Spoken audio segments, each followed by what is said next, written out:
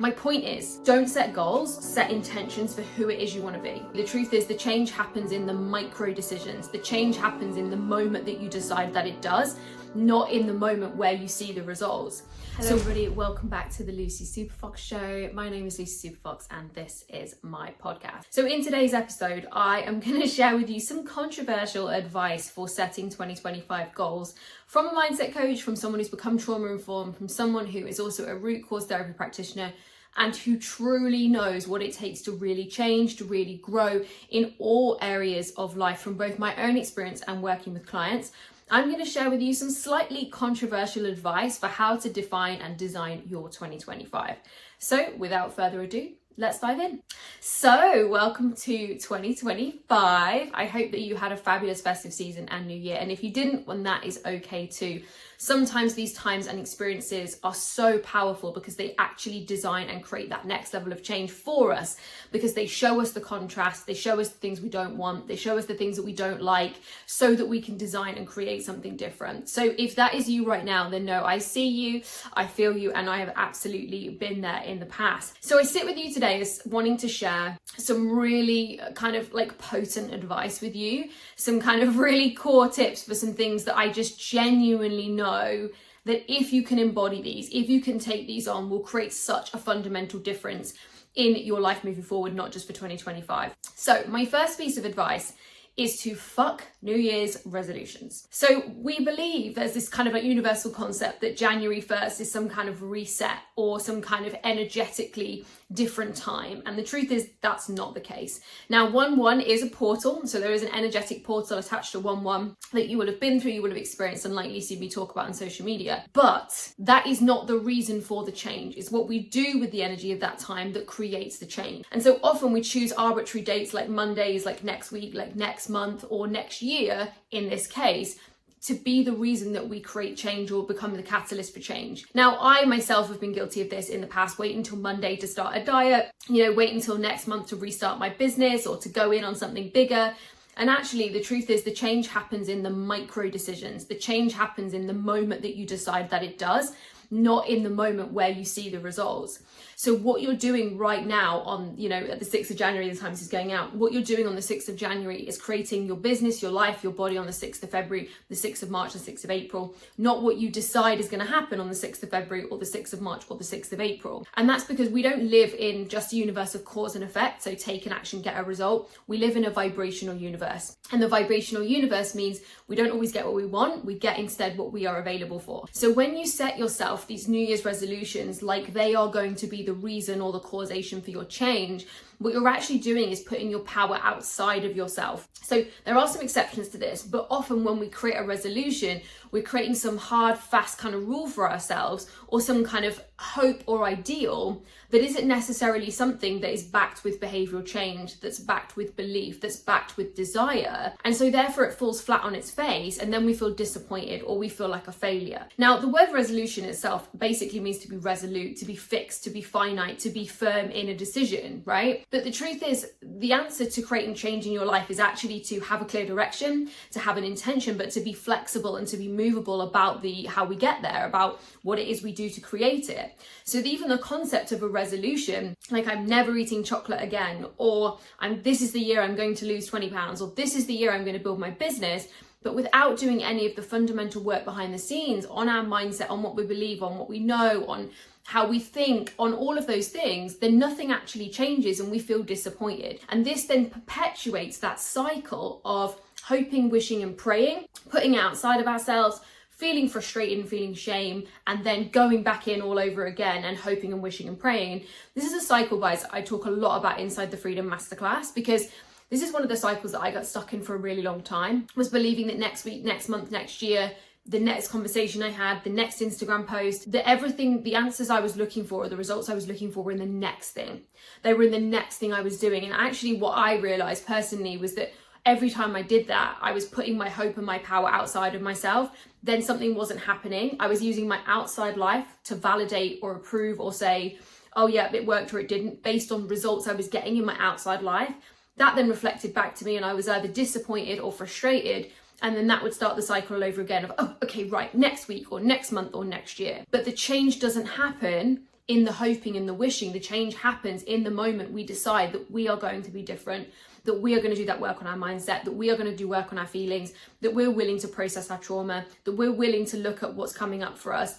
And when we look at what's coming up for us and we address it and process it and move through it, then we move into a new energy, then we move into a new vibration, then we move into a new time. And when we do that, that's when we create different results in our reality, not when we hope and wish that they do. And this is why I'm not a fan of New Year's resolutions, because we're holding ourselves to impossible ideals without backing it fully with the change that we need to make. So if you're going to set yourself goals for 2025, I'm all fucking over it. I absolutely am behind you, but just know that you've got to be creating more than just a different action, because most people are reliant on their willpower. They're reliant on, the desire for achieving this goal, whether it's weight loss or building a business or a money goal or whatever it might be. And they're reliant on the desire you feel today. But when it gets hard, or when it gets difficult, or when you've been doing it for 3 weeks, what then? What are you reliant on then? One of the things that I teach my clients a lot in probably every program I teach actually, is the concept of a push-pull motivation. So a push motivation is your jeans don't fit, and so you're like, right, that's it, I'm going to lose weight.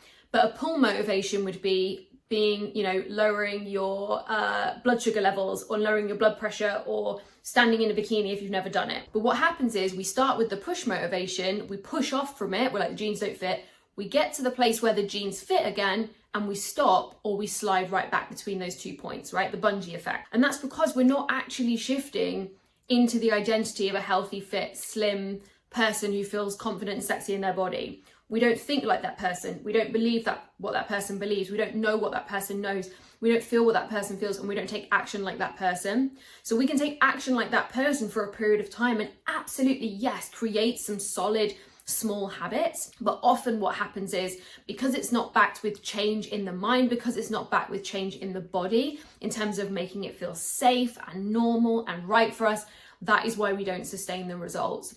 And then we get caught in that cycle of hoping, frustrating, and starting all over again. So if you're going to set goals for 2025, like, my strong advice for doing that is not to set them as resolutions, and to set them as powerful intentions for who you want to be rather than what you want to achieve. Because when we focus on who we want to be, the lifestyle we want to have, how they want to think, how they want to feel, and we go in and we dig deep and we do the work on becoming that person, right? It's why I run a program called Becoming. It's open in February, side note for you. Plus it's had a massive makeover, and it is getting some brand new content, some brand new modules, and I'm going to be opening a super special call program for that. So if you are inside the Becoming program already, or you're like, oh, I'm curious, what is this Becoming program? Stay tuned. February is going to blow your brain. So my point is, don't set goals, set intentions for who it is you want to be. Now let me look at my notes. And this is my notes, by the way, guys. This is how I do the things. I am a free-flowing ranter, channeler, expresser, whatever wants to come through. And I just set some intentions, right, to my point for what I want to say. And I love a post-it note. Who doesn't love a post-it note?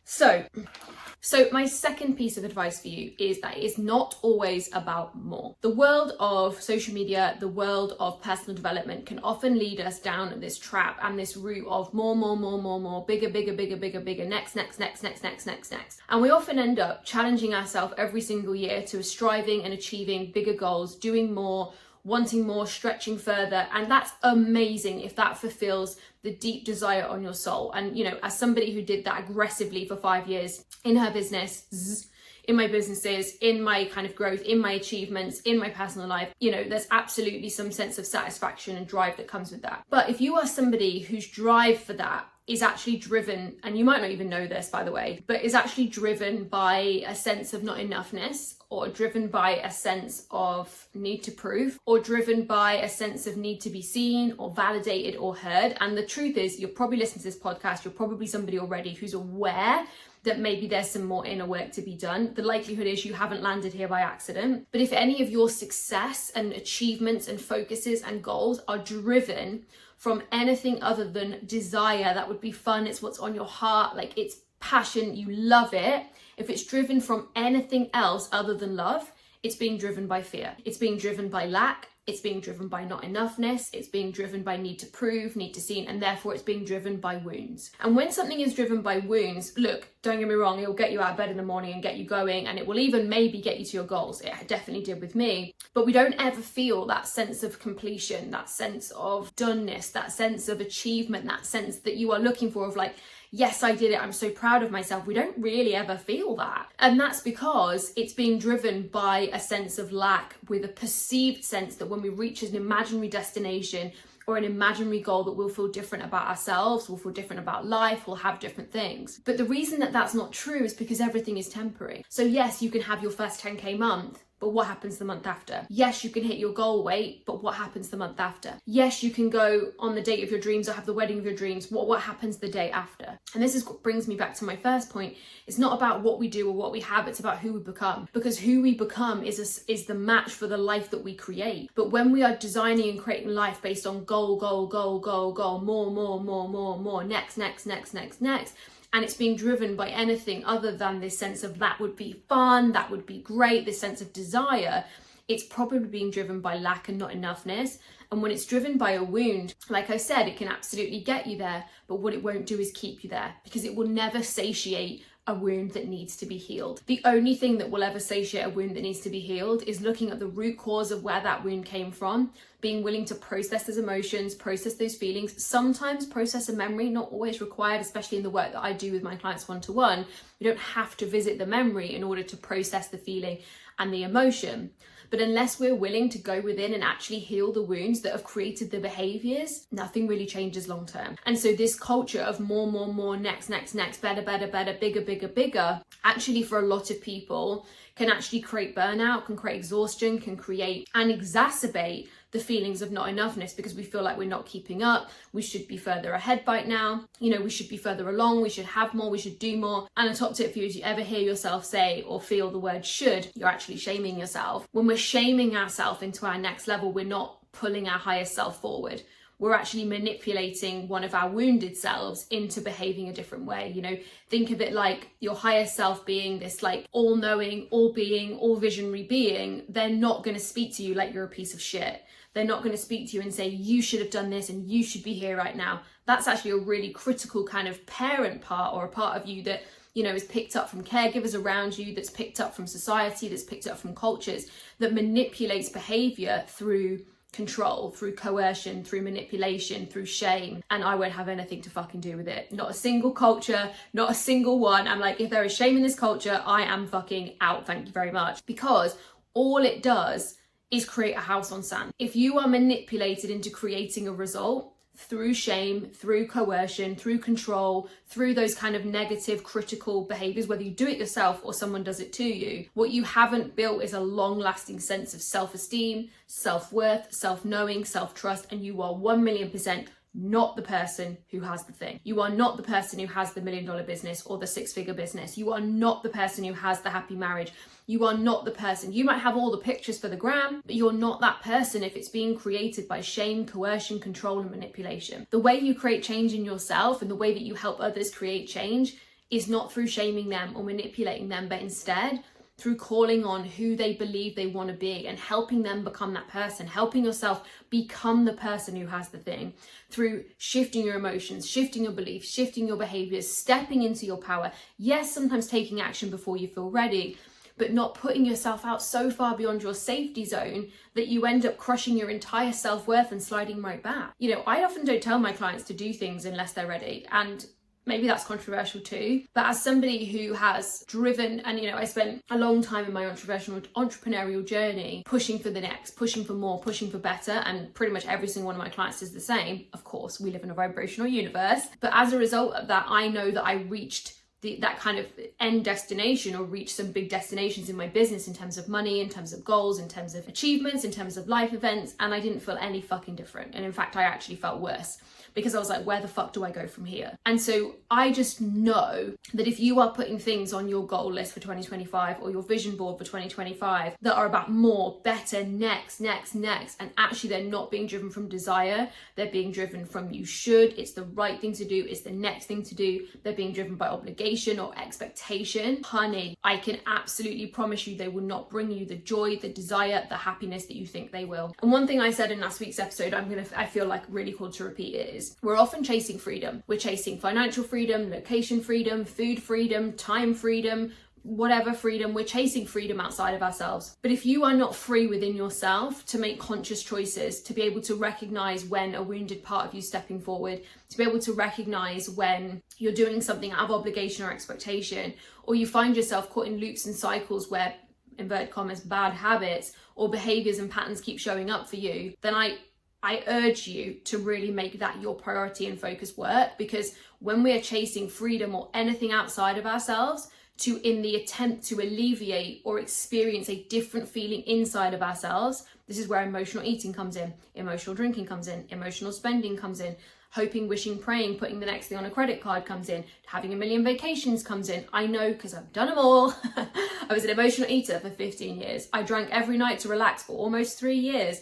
I have racked up credit cards and then had to pay them all off more than once, okay? And I used to vacation every 3 months because I was just desperate to get away from my life. Despite I would say that I was, don't build a life that you need to vacation from. I was 100% doing that because I wasn't addressing the noise in my head, the anxiousness in my gut, the emotions and the wounds that were driving me to constantly create more. So I want you to sit with yourself when you're looking at your goals for 2025 and really ask yourself, am I seeking this because it's on my heart, it's what I desire, it's what I love, it's what I'm called to, it's my purpose, it feels great, or because I hope that something will be different when I get there, or because I will feel different about myself when I achieve that, or because when I'm at that place, then it will mean XYZ. If you're making the reason you're doing something conditional and it changing a feeling when you get there, I promise you, you will never get there.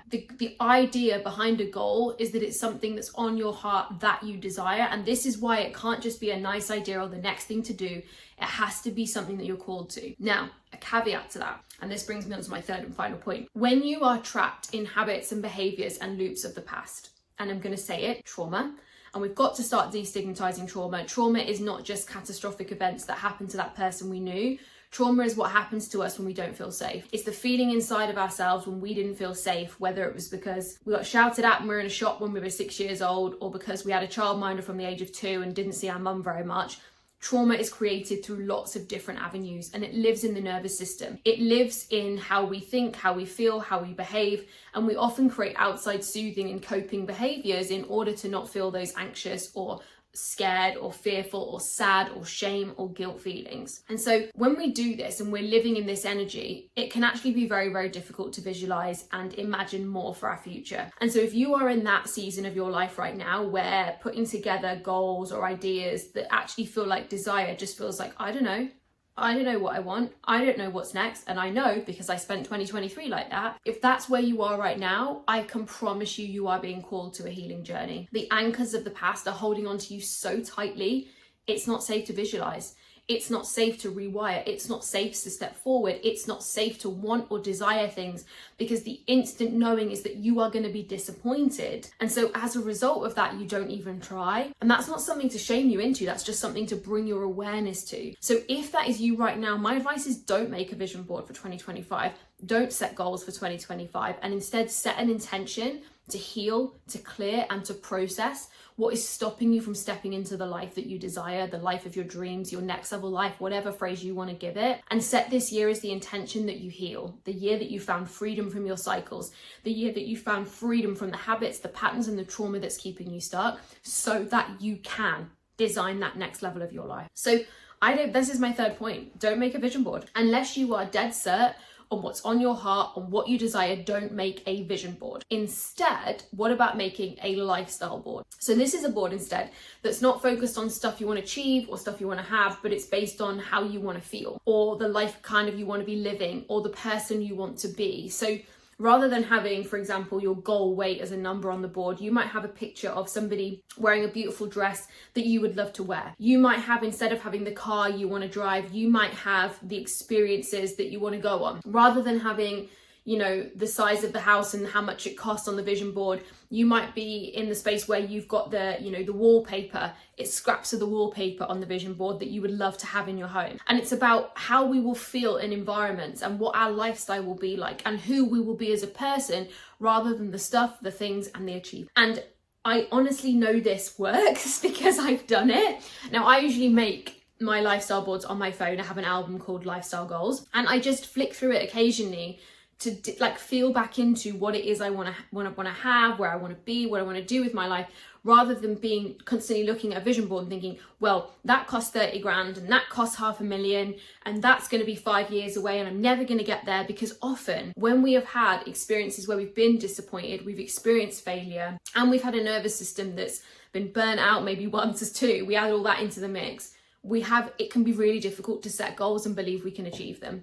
Even as high performing people, even as people who have so much or have achieved so much, it can be very difficult to look at a vision board and say, yes, I believe everything on there is going to happen with no fear. And so this is where a lifestyle board can be an interesting shift, because it's one that's based on how making you feel a certain way rather than the stuff and the things that you want to have. And the truth is, when we become a certain type of person, that certain type of person has a certain type of thing because they feel a certain type of way. So it's reverse engineering this concept of putting the goals on a board and instead putting the feelings on a board and allowing ourselves to feel what that would feel like, so we can become that person in order to have those things, reversing that circle.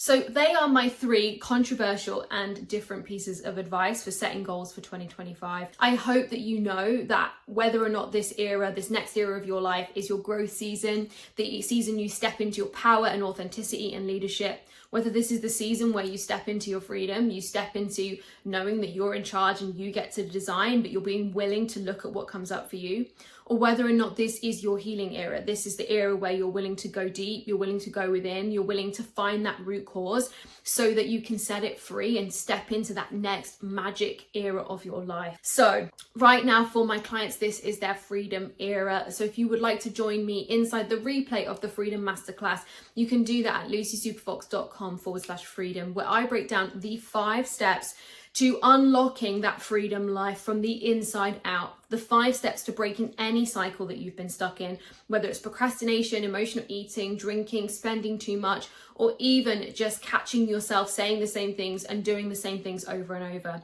And if you look at your life very carefully, you'll see your entire life is created by cycles and patterns, just like the seasons. And so we have to redesign what they look like if we want to redesign our future.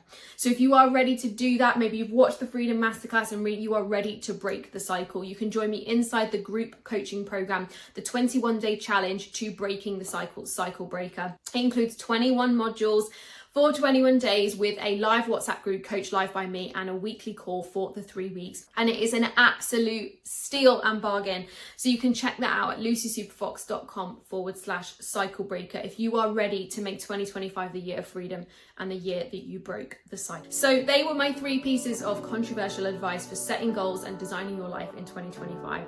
I hope they resonated. I hope it landed. And as always, I would love for you to leave a comment, leave a review, pop a little subscribe, or feel free to share this with a friend that you know might resonate with it. And I will see you on the next episode.